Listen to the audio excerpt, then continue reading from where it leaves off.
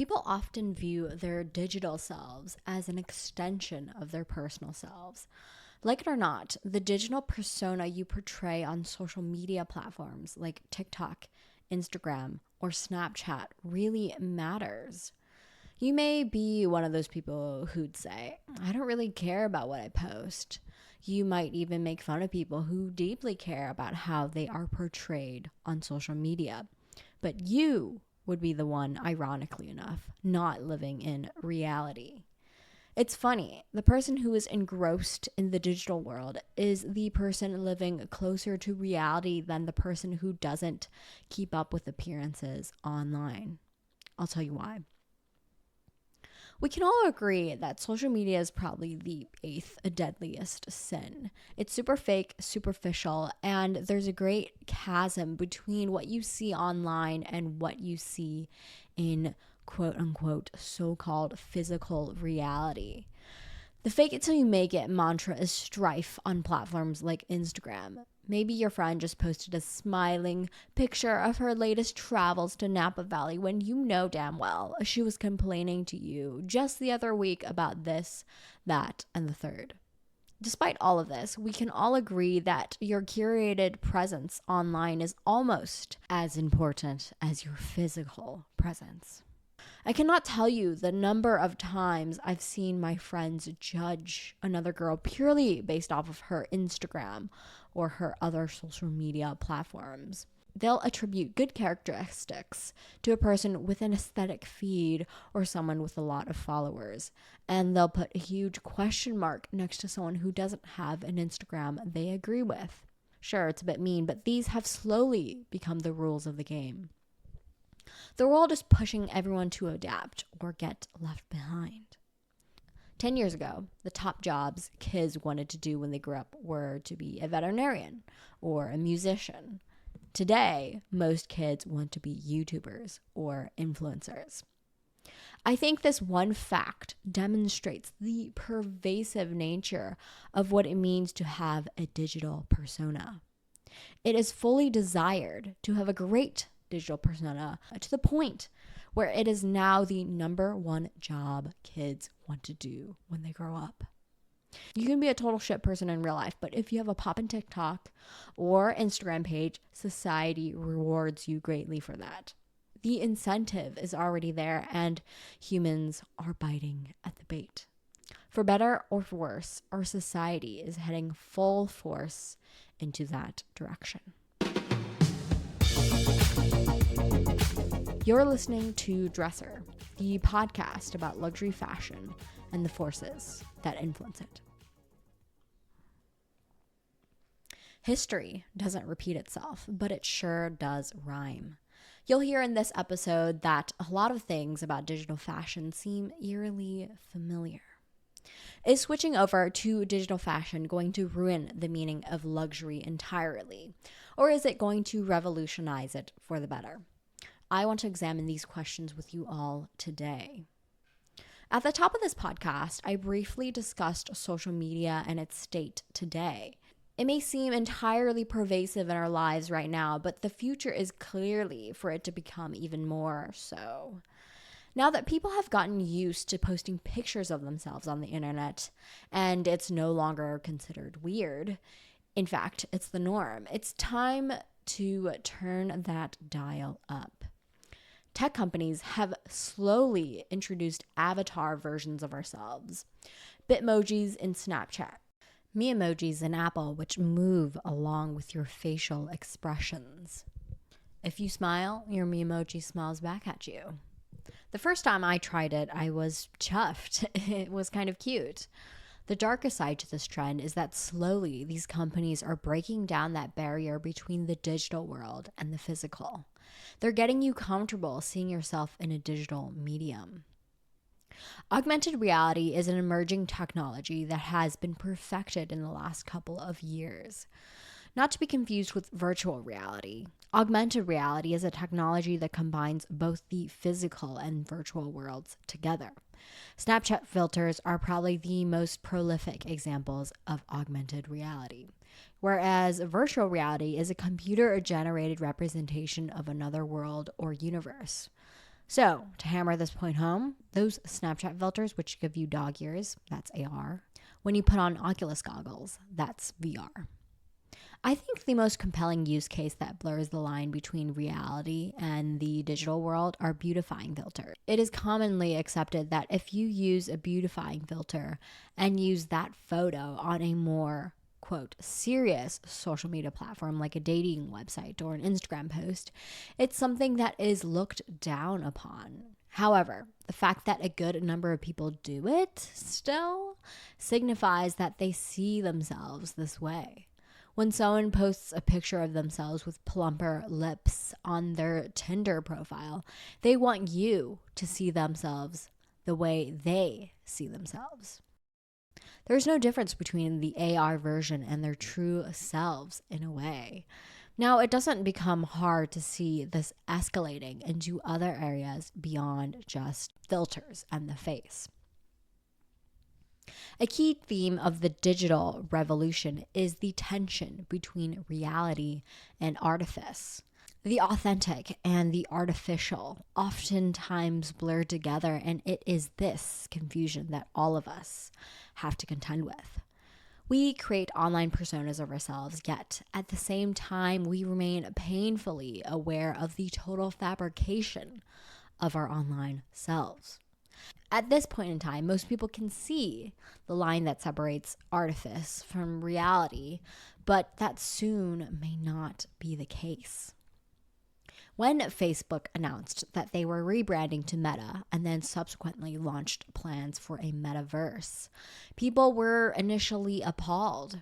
I get it. It's a scary thought to contend with, but we kind of are already in it. You and I. If you're anything like me, you'll painfully know the meaning of a binge watching. When I start a TV show, an invisible force forces me to finish the entire show in like one weekend. That is me being engrossed in another world for basically 48 hours straight. I once spent an entire weekend alone in college watching all 6 Lord of the Rings movies. Each, by the way, is more than 3 hours long. The only thing I did was eat, sleep, and Lord of the Rings. When big evil Facebook announces a whole new social media platform, it seems much more sinister and dystopian than when Netflix launches a really good-ass show. However, looking just a little bit beyond the surface, you'll see that our society is already set up to take on what was once considered science fiction. I mean, everyone sits on their asses all day long staring at screens. Big screens, small screens, any type of screen. We have screens for entertainment. We have screens for communication. We have screens for work. There's even a screen when you work out, or maybe perhaps on your smart fridge. Incrementally, we're inching towards spending the bulk of our time in a sort of alternate reality. It may seem hard to believe that an augmented or virtual reality could replace the real one, but it's going to. And if everyone you knew was spending the majority of their time in the metaverse, wouldn't you?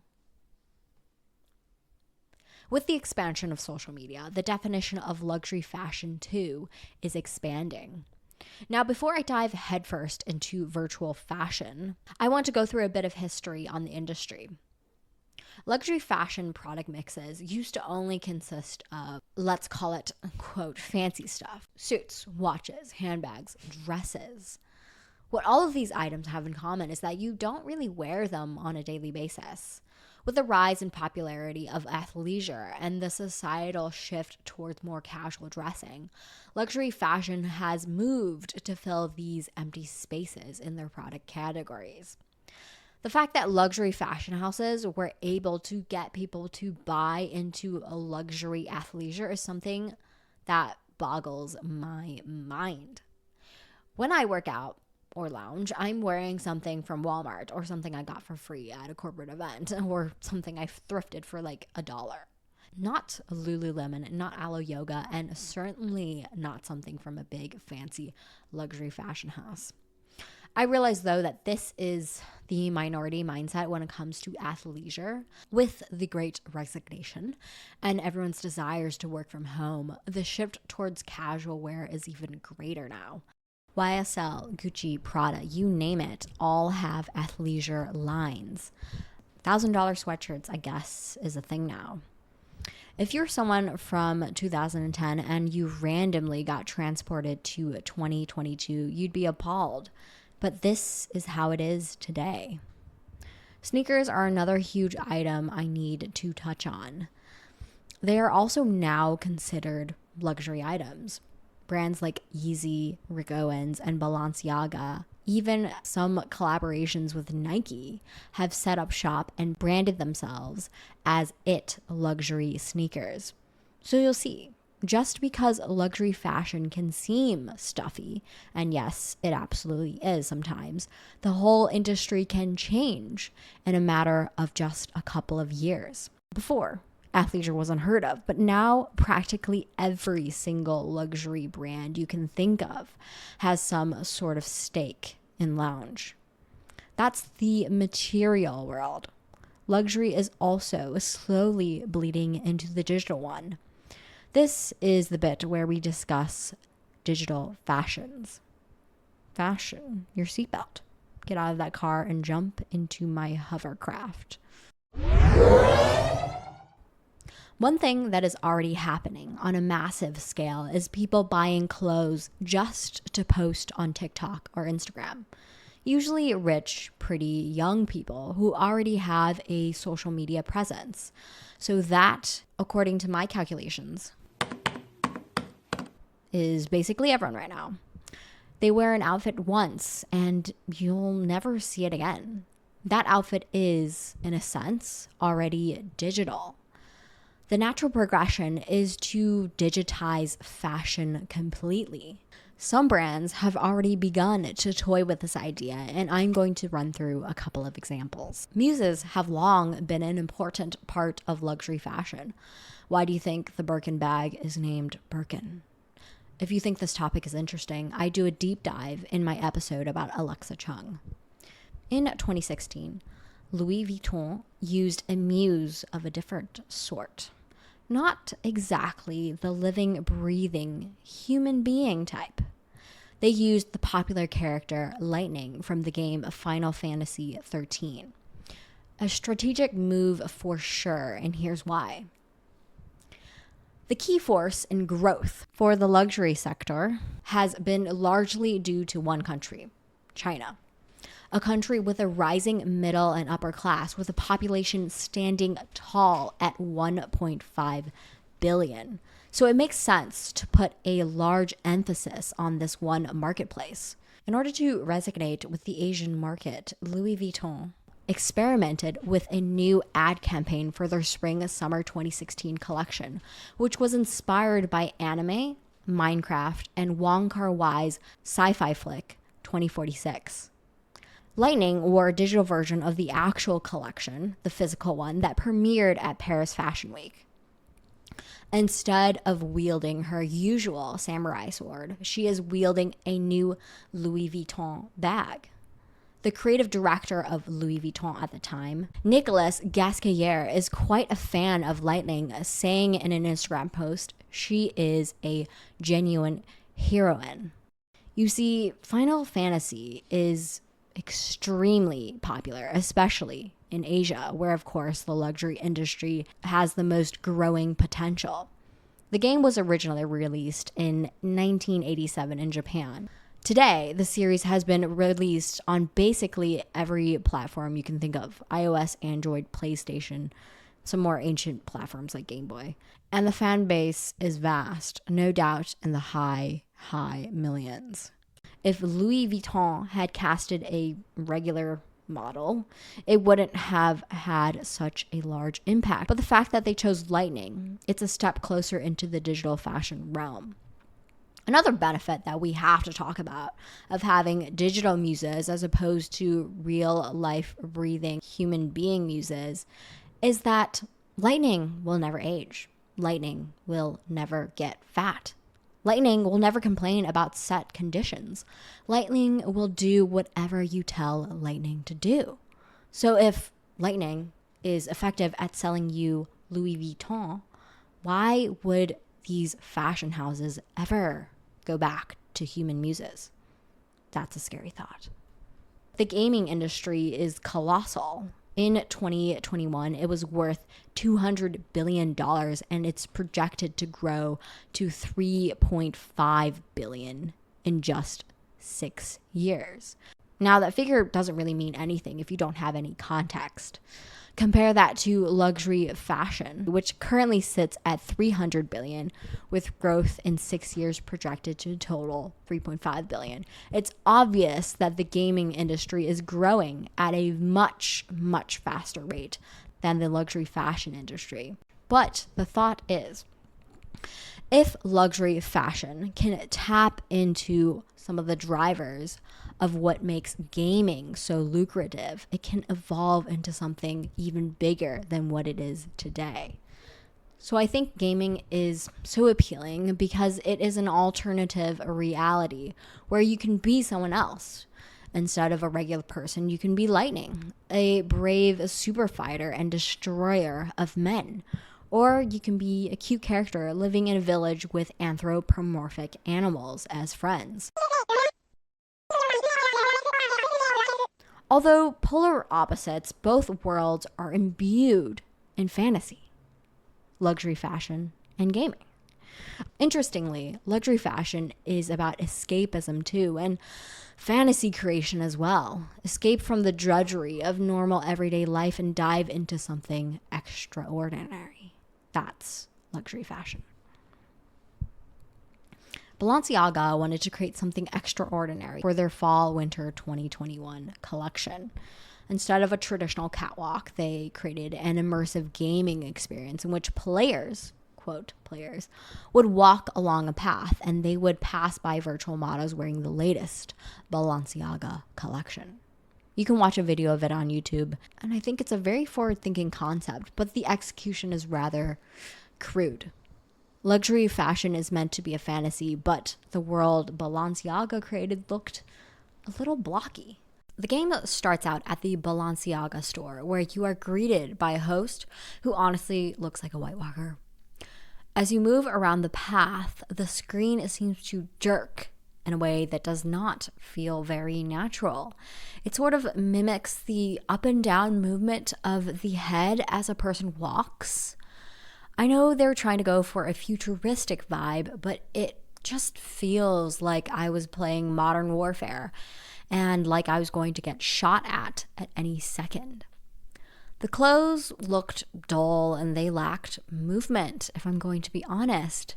I think one of the greatest joys of seeing clothes on the catwalk is seeing how they move with the human body. The game failed to capture that sort of movement. I know the video was initially intended to be viewed with a VR headset, but the video I viewed on their website was just meh. The video of the runway show, however, really blew my mind. There's this rare brain disorder where you can't recognize people's faces called prosopagnosia or face blindness. I once had a friend whose sister had this, and she recognized people by the way that they walked. The Balenciaga show captured each model's unique way of walking and how this affected the movement of their clothes. The clothing had so much detail, from the slight shine of metal jewelry compared to the very matte nature of fabric. I think they captured it incredibly. I think doing a virtual fashion show is definitely the right PR move in the middle of a pandemic, because it can seem out of touch if you're trying to sell people luxury fashion goods when the world is suffering. But a little workaround for this, because companies are greedy and they don't want to stop making money just because people are losing their jobs, they're suffering, their grandpas and grandmas are dying. No. Doing a digital fashion show, you're kind of still getting your brand out there, yet your main message is that your brand is innovating on the future using technology, as opposed to, hey, Look at this $5,000 coat. Please buy it. Don't put your faith too hard into these companies because a business is a business. And a couple of months later, some of the items in the game materialized to real items you can purchase. Socks cost around $150 and a bomber jacket is $5,000. Although in this case, it doesn't look like people were quite ready to purchase a purely virtual item, especially one that will set you back $5,000. But I want to take a look at some cases where people are willing to part with some real cash for virtual fashions. In 2021, Gucci created a virtual sneaker that people can wear on apps like Roblox and VR chat. They named the sneaker Virtual 25s. Designed by Gucci's creative director, the brand partnered with a tech company called Wanna. You can purchase the shoes for $12.99 on the Gucci app. Quite frankly, the shoes are ugly. They're lime green and hot pink with weird curves that don't really make sense. Obviously, people interested in good fashions aren't exactly purchasing these sneakers, but I think Gucci is going after people interested in digital collectibles. For example, people who play Roblox could be their target demographic for this sneaker. The demographic for people who play Roblox are children ages between 9 to 15 who grew up with technology, aka digital natives. For those who don't know, Roblox is a game created in 2006, which is pre-Minecraft actually, but its rise to popularity has been recent. It's technically a social platform that is gamified. Roblox provides players with tools to make up their own games or socialize with each other. As much as you can create games, players can also create clothes. And you best believe people are eager to buy these clothes. The Gucci sneaker wasn't the only item purchased by Gen Zers. On May 17, 2021, Gucci created an event called Gucci Garden. A partnership with Roblox, the event is a virtual exhibition of the brand. Players can choose from a number of limited edition items for their avatars. Gucci lovers will recognize the items I'm about to rattle off. The Gucci Horsebit 1955 shoulder bag, the Gucci Marmont, the Gucci Bloom perfume, Gucci Supreme tote with B, and a number of funky sunglasses, a wide-brimmed hat, and probably the rarest and most sought-after item on the platform, the Dionysus bag with B. For those lucky enough to buy one after the event, you could buy that bag for 495 Roblox, which is around $5.94 USD.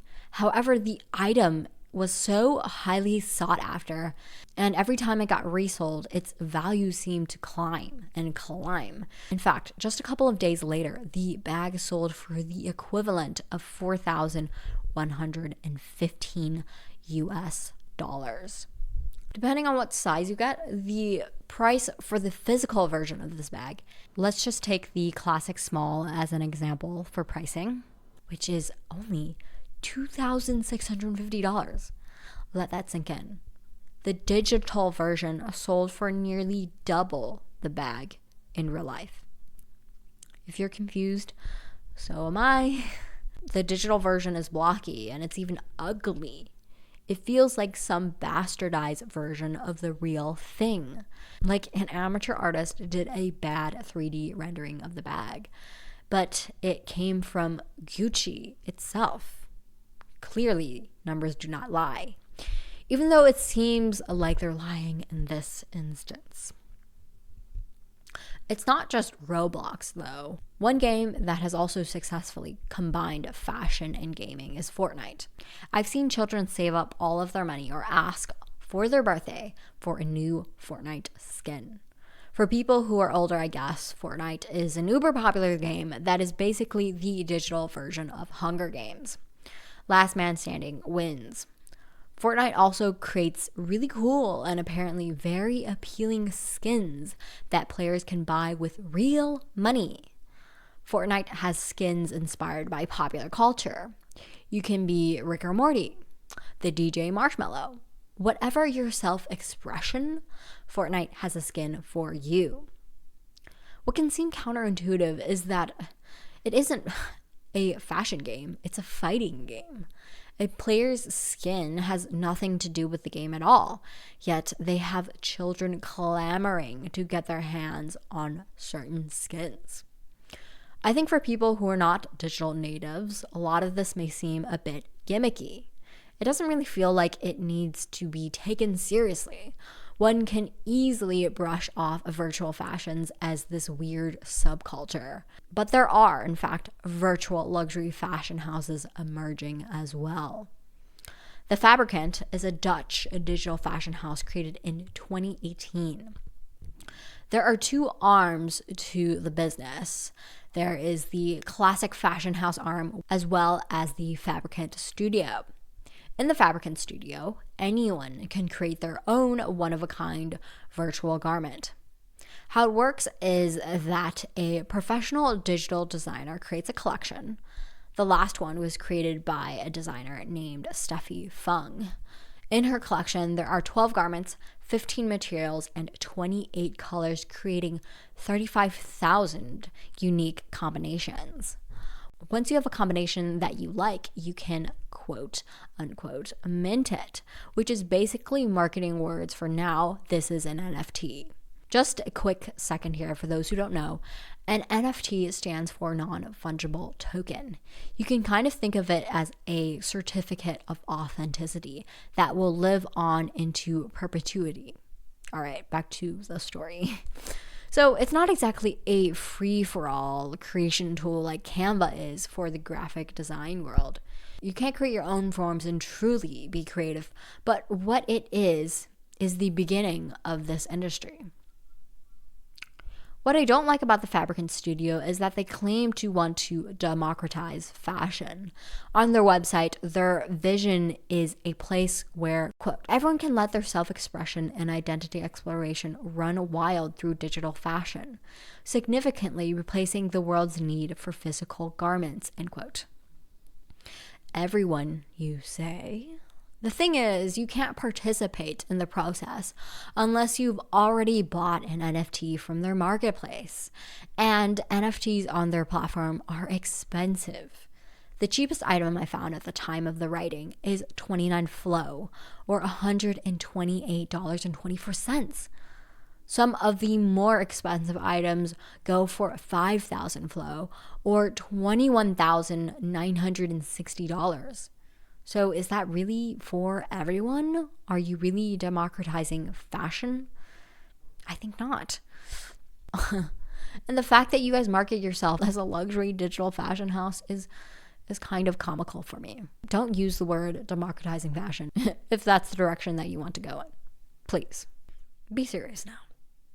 The Fabricant also has a typical fashion house arm for their business. In 2019, they debuted the world's first digital dress called Iridescent. This was the world's first blockchain dress. Wait, hold on. Stop. Yes, what the heck is blockchain and how does it relate to this dress? Blockchain is essentially a digital ledger that can be used to store data. The data has integrity and cannot be tampered with because the data can be verified.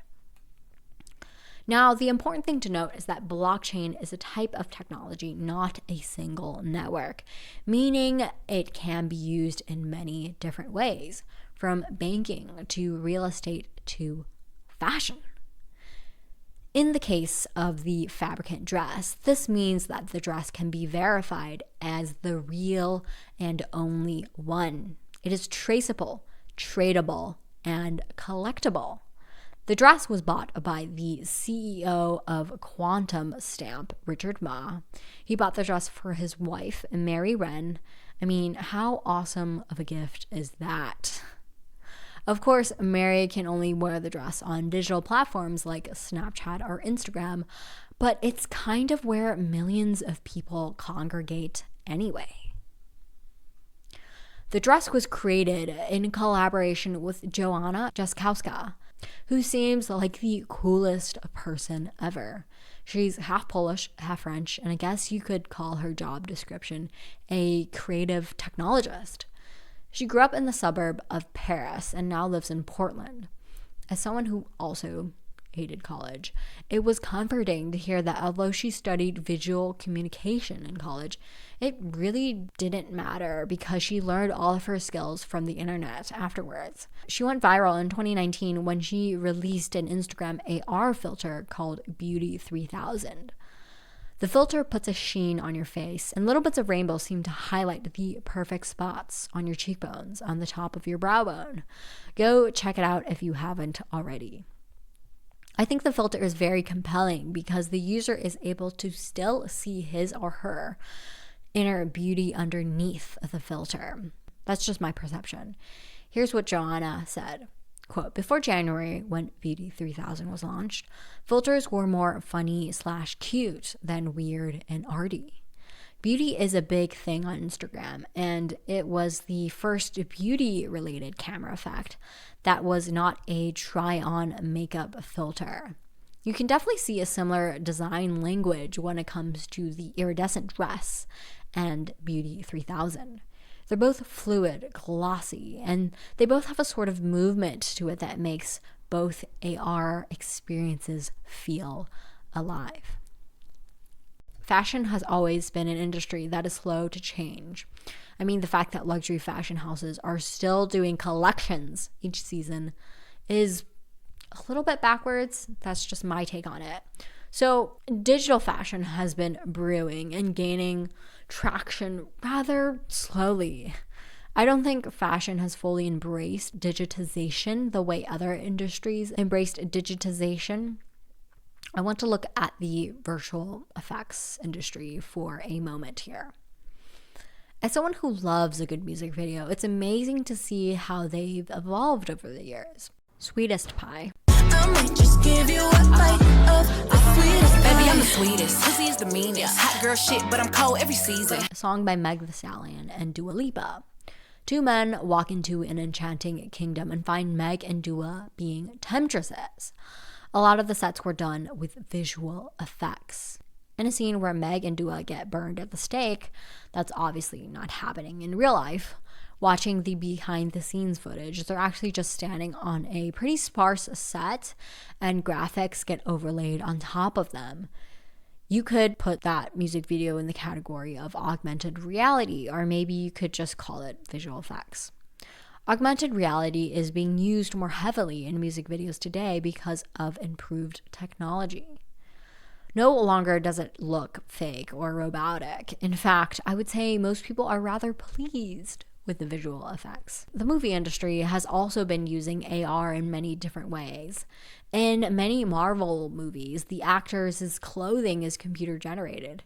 In the movie Eternals, for example, Angelina Jolie's giant sword staff was done using After Effects. The movie Avatar was famously shot using 3D cameras and After Effects to create the look of another planet and a race of blue creatures, and the clothing they wore. The movie industry, unlike the fashion industry, has long been used to creating virtualized clothing and or whole entire worlds. And so has the music industry and the gaming industry. So it seems like an obvious inevitability that the fashion industry will make its transition over to the digital world sooner rather than later.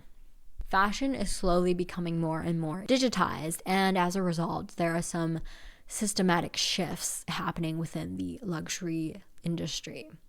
Luxury is being redefined. Scarcity has always been used as a pillar for luxury fashion.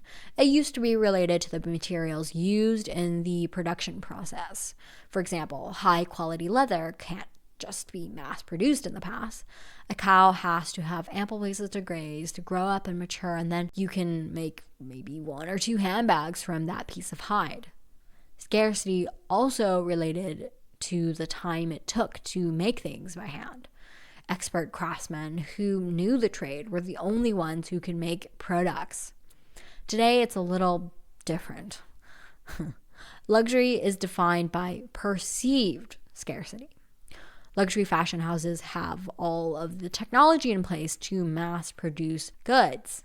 It's much quicker and sadly of lesser quality. Goods are intentionally underproduced in order to uphold the allure of exclusivity. The real crux is physical goods are finite, versus in the digital world, things can be infinite. Even though raw materials may seem endless, there's only a certain amount of them on Earth. I believe my generation holds on to the last connection with material luxury, traditional luxury. Children growing up today will have a very different connection to luxury because they grew up as digital natives. Soon I can see the material form becoming outdated.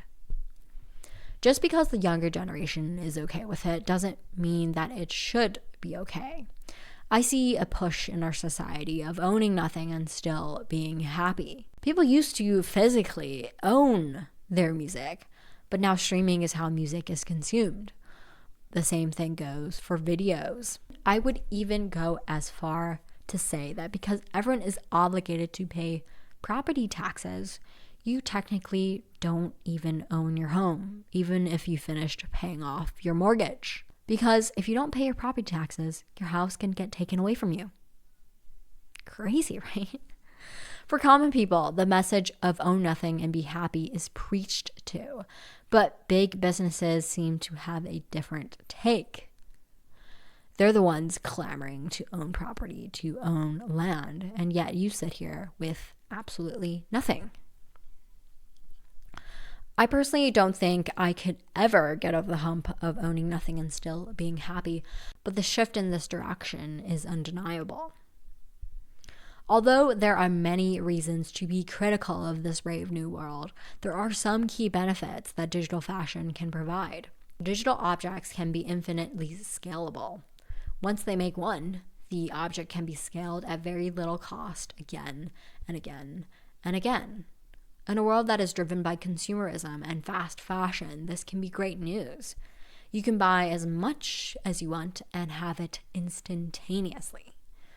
Digital fashion is also green, something my generation really cares about. However, there is a dichotomy that I've been observing.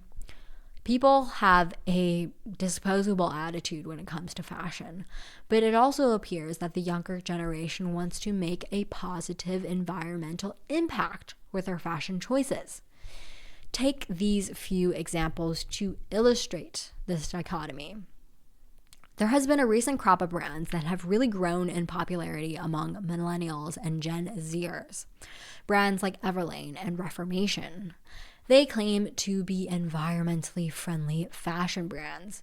Maybe it's a little bit of greenwashing, but maybe they truly want to make a difference. However, as much as the younger generation claims to want to go green, to save the planet, they don't practice what they preach. Just follow the money. Shein, a fast fashion website that has grown astronomically. Founded in 2008, the Chinese fast fashion company is now a global juggernaut, rivaling the likes of Zara and H&M. And recently, reports surfaced that Shein is raising over $1 billion in funding at a $100 billion valuation. Target customer? Not surprisingly, millennials and Gen Zers. In our physical world, wanting to go green, but also wanting to have what's on trend. Many outfits, depending on your changing mood, cannot be true at the same time. It is, well, physically impossible. However, in the digital world, this can happen. The same idea can be applied to luxury fashion, a bit of a paradox. Luxury fashion is about scarcity and consumerism. Despite the fact that luxury fashion uses scarcity as a selling tool, they aren't actually producing a scarce number of goods. Because of economies of scale, it's cheaper to produce 100 handbags and then destroy 30 of them than it is to make just 70. And that's actually what happens in the real world. However, with digital fashion, you can do just that, make 70 replicas without having any waste. Remember when Katniss Everdeen wore a dress that was on fire from the popular book series The Hunger Games. This girl is on fire. You can't do that in real life, but you can in the digital world. Digital fashion is a new opportunity for creativity. When you release the constraints of the physical world, an endless scope of possibilities opens up. There are so many new material possibilities, new shapes and compositions available to designers of digital fashion. I think that's really exciting. Another thing I see evolving is who can become a fashion designer. A good luxury digital designer will probably be a tech whiz who is good at coding, parametric design, and 3D modeling.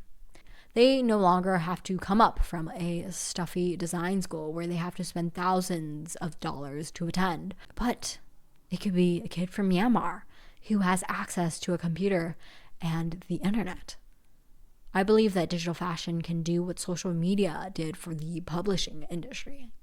Ideally, if you have a great design or a good idea, then you have the tools necessary to disseminate it. In the ideal meta world, if you have a great design, you can enter the fashion industry. No longer do people have to think about, can I source this specific type of cotton? Do I have the capital necessary to create my brand? Fashion can truly, and I'm using this word, be democratized. I think that's a great thing. Fraud detection is another problem that can be immediately solved with digital fashion. In the luxury industry, fakes and super fakes have been a hot topic of contention. Alta Gucci has been rumored to sell fakes on the black market in the 80s when Gucci was in the decline. However, you may feel about fakes. The use of blockchain technology in fashion, you would be able to identify the true identity of any product. You can also track how it was made. Provenance can also be tracked as an item moves from owner to owner, and buyers can be sure they are receiving an authentic product. As someone who loves vintage luxury, this is a great thing. Luxury fashion is able to create value to the customer independent of price. As luxury fashion currently stands, I see their creative value in a couple of different ways. One aspect or motivation to buying luxury goods is showing off to everyone that you paid a lot of money for said item. There are items in fashion which are universally recognized, like, for example, monogrammed leather goods. There are also items that only those who know will know, which is also a thrill in itself. My fashion junkies will immediately recognize a Cartier tank watch or a Max Mara coat. You can maybe even picture those items in your head right now, but to the average passerby, it just looks like a normal watch or a normal coat. In both of these cases, the customer feels that there is value and will shell out the money because of this. The third and final way I can think of is when people purchase luxury fashions as collector's items. Collector's items will appreciate in value over time, and they're usually one of a kind, or it's from a brand that holds its value really well, like Chanel or Hermes. I can see collector's items translating really well into the digital fashion world for obvious reasons. I can also see items that were bought for flexing reasons being translated into the digital world really well as well, like items with big monograms or logos. But what I'm having a hard time picturing is how more low-key items will be able to attract a customer who finds value in that item independent of its price. Like, for example, the Max Mara 90120, I believe that's the number, it's off the top of my head, wool coat. I'm sure high street brands like Gap or Shein will hire the best of the best designers as well.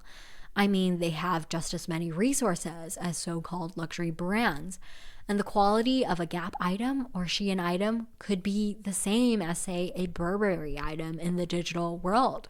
In the physical world, obviously, a Burberry item is of much higher quality, but in the digital world, you can't touch or feel a product. You can only see it for now. As discussed in previous episodes, we've already seen a breakdown in the quality of many luxury fashion brands. It's still going to be of higher quality than Shein, but still. When it comes to the digital world, I think the breakdown will be further intensified. If I were to guess, the only difference from a luxury dress and a high street dress in the digital realm would be purely in artificial scarcity, and that's it. Authenticity will become a key component when it comes to living in a virtualized society. However, the authenticity is now a sliding scale that is quickly sliding in a direction I personally do not recognize. I'm going to take online dating as an example here. What used to be considered an authentic connection was meeting someone face to face at a bar or out in public. Now, if you are able to meet on a dating app and have a FaceTime call with the other person, they are authentic in your own head. Someone who has their Instagram attached to their dating profile is more authentic than someone who doesn't. Of course, all of these interactions are occurring in the digital space, but they still manage to feel authentic in some capacity. That thought is mind-blowing. The definition of authenticity has shifted from in-person to digital experiences. What about a world in which our technology has gotten so good at mimicking authenticity that it becomes harder and harder to decipher what is real and what isn't? I suppose that's just another example of what I was talking about earlier with the tension between reality and artifice. Another example here from the music industry. There are many AI generators that can generate music that sound like humans singing. I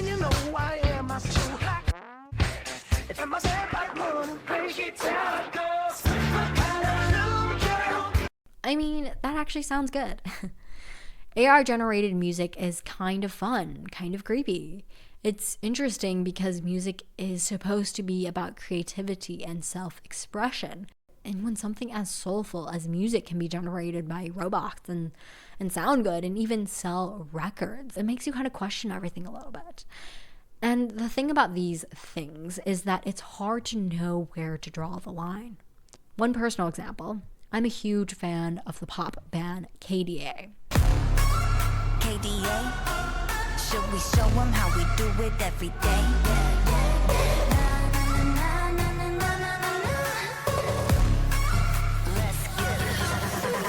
Girl, Kali go girl, Kali gon' stop, Kali gon' skirt, Kali got a job, Kali got a word, they go on Jenna, don't get burned. The band was originally created to promote the video game League of Legends by casting characters from the game as their lead singers. In order to bring the band to life, they need human voices. Madison Beer, Jaira Burns, Mi Young, and So Young, I believe I probably butchered those, are the voices behind each character. On the cover art, in music videos, and even for live concerts, they use holograms. The characters from League of Legends take center stage. I personally love the band's music. Somehow this is okay, but AI generated music to me is not okay. And that's a tricky thing. Another example of where authenticity becomes a very slippery, sliding scale. Sometimes the blurring of the lines between what's real and what is not is more nefarious. Over 50% of the total web traffic on the internet is not actually done by humans, but by bots. In 2016, the United States experienced the most polarizing election in recent memory. Donald Trump versus Hillary Clinton. In the end, many people were shocked at Donald Trump's victory. But if you drove around smaller towns in rural America, like the one my parents live in, his popularity was undeniable. Months before ballots were cast, Russian bots were being used to sway public opinion in the favor of Donald Trump.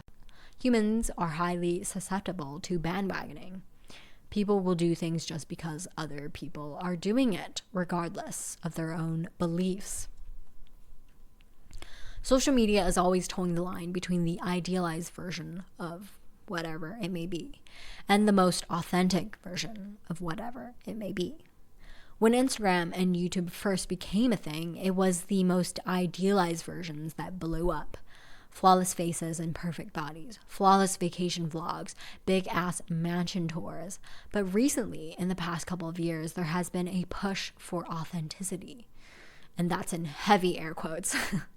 Relatable content. A sort of wave of metacognition and self-awareness when it comes to social media. Be Real is an example of this wave. People are aware that social media is fake, yet the pretty content always gets pushed through the algorithm faster because that's what people engage with the most. You can't hide from the data. And that has become our new normal. Maybe the scale of authenticity will be pushed even further out in the future, where our new normal will include things like AI music, AI models, and even more bots. And maybe virtual fashion will seem just as authentic to us as the clothes we wear on our backs today.